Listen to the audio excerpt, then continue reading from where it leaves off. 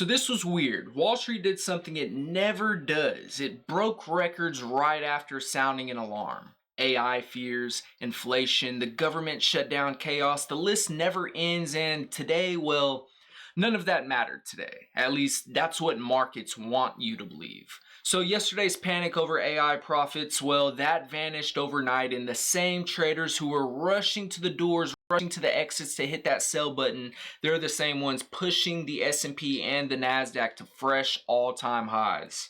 So today we've seen the S&P 500, it climbed 0.6%, marking its 33rd record close of this year alone. The Nasdaq, that jumped 1.1%, notching its 32nd record.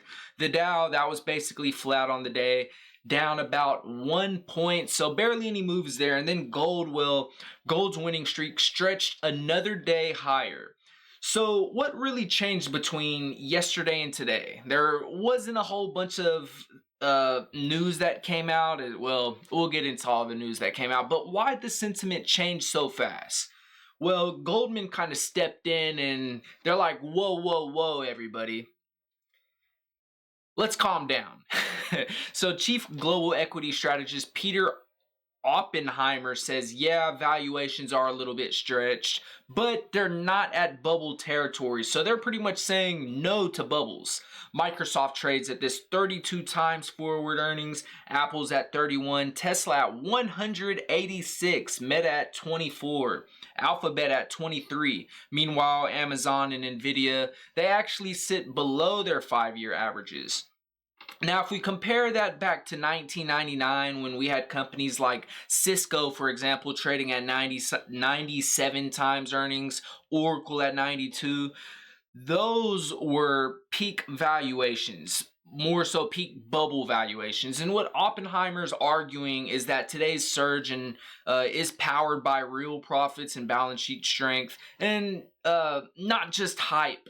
Is pretty much the point that they were making. And he told clients that this pattern is unusual in the context of bubbles, and that these companies are delivering actual profit growth and not just future promises. He did further go on to argue that the AI craze hasn't yet showed the mania and leverage that defined past bubbles, and the main difference now is that the rally is concentrated in just a few mega caps, not a frenzy of hundreds of speculative startups that just disappeared overnight, frankly.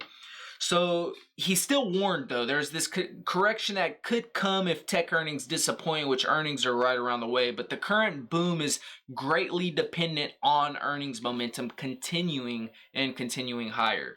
But there were some warnings in this. So yeah, if you just read the headline here, is the stock market in an AI bubble? Goldman Sachs says no, and then that's like the green light to go press buy on the stock market and go all in.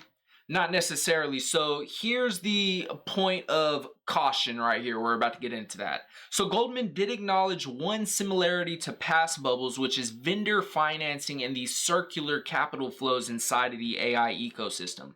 And we talked about this yesterday in yesterday's video. But that's the same dynamic between Nvidia, OpenAI, Oracle, and AMD that we broke down yesterday, where capital chips and investments all feed into one another between these companies, just pretty much making this circle. And for now, they see it as this thing that's manageable, at least for now, but those deals make up less than 15% of Nvidia's projected revenue by 2027. And the fact that Wall Street is even debating it shows how dependent the market has become on AI's narrative, and for the train of AI to continue going further.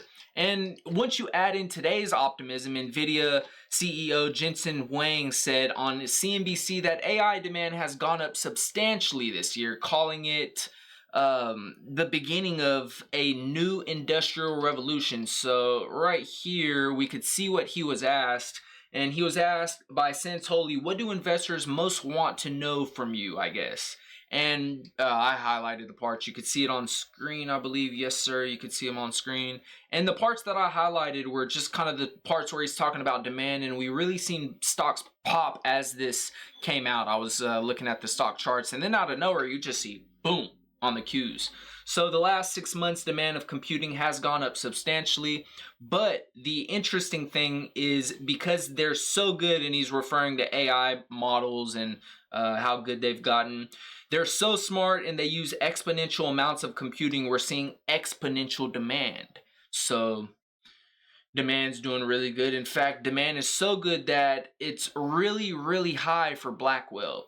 So when you really look at it, what Jensen's saying is that the beginning of the new industrial revolution is just starting. So that interview poured gasoline on the rally just before the Fed minutes hit, which was another headline that really drove the news today.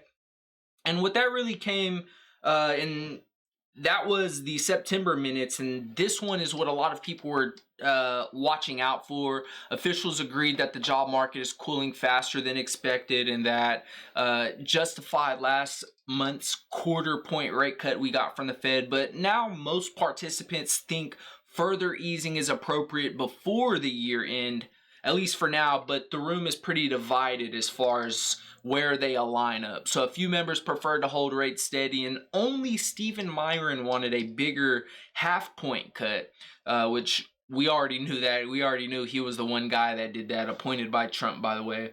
But the minutes said that the majority still expect to see 2 more cuts, one this month, one in December, while 7 officials penciled in no further reduction. So it seems like the consensus is still 2 cuts before the year end. And those opposing any further cuts this year pointed to inflation staying above their target for 4 years straight, and they warned that slashing rates too fast could anchor inflation around 3%, which is much higher than their 2% target, making it harder to restore long-term price stability, which isn't any bueno. And then others countered that leaving rates too high for too long risks unnecessary layoffs, and this aligns with what Jerome Powell told us at his last big press conference, especially with the housing and tariffs already softening growth. It's not looking good out there. So yeah, Chair Powell summed it up best last month. There is no risk-free path, and either way, we got to kind of give some to get some. And remember, all of that is happening without any new data because the government's still shut down, everybody. We're like several days, we're going on like a full week, almost entering week number 2 of the government being shut down, with key reports like the September jobs and inflation numbers. We're gonna miss out on those likely, and it leaves the Fed just blind to what's going on as far as their public point of view. I'm sure, like I said, they see data to some extent, but the longer the blackout lasts, the harder it gets to really judge the economy in real time as far as what's going on.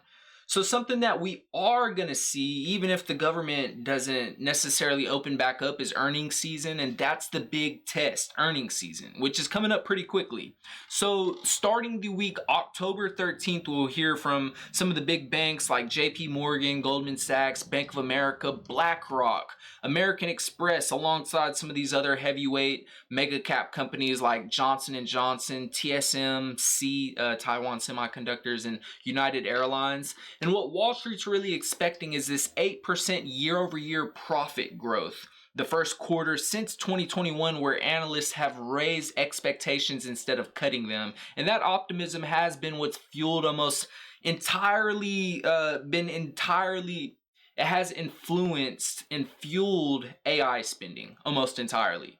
Deutsche Bank's Binky Kada summed it up, saying that mega cap growth and tech continue to do the heavy lifting. And if these companies miss, or their forward guidance shows it pretty weak, that optimism could turn pretty quickly, and it won't look good. It won't be a happy family having a happy good old time together. So tech bounced back. Goldman says that this isn't 1999 all over again, at least for now, yet. Doon, doon, doon. And the Fed is still split, while the government is still shut down, and has the central bank really guessing what is going on. So for now, earnings will be the next verdict on whether this rally is built on momentum or whether it's make-believe. We'll keep on covering everything as it comes in, everybody. I'll be here tomorrow to talk about what is news out there. Hope your day is awesome, and I hope you have a new one. I'll see you later.